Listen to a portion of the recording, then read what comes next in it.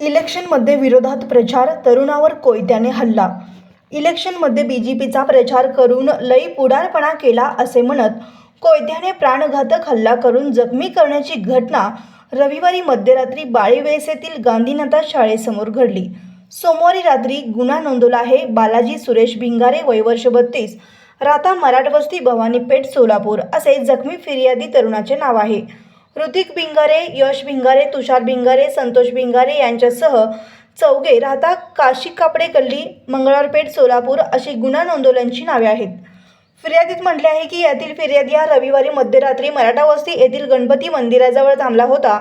यातील एका आरोपीने फिर्यादीला तू इलेक्शनमध्ये बीजेपीचा प्रचार करून लई पुढारपणा करत होता, तुला बघून घेतो म्हणून शिवीगाळ केली. त्यानंतर फिर्यादी आणि त्यांचा आतेभाऊ अमोल कुंदूर हे चहा पिण्यासाठी शिवाजी महाराज चौकात गेले. परत आल्यानंतर नमूद आरोपींनी कोयत्याने फिर्यादीच्या हातावर कोयत्याने वार करून त्याचे हाड मोडले. फिर्यादीच्या मित्रालाही लोखंडी रॉड व काठीने मारहाण करून जखमी केल्याचे फिर्यादीत म्हटले आहे. पुढील तपास सफणी गायकवाड करीत आहेत.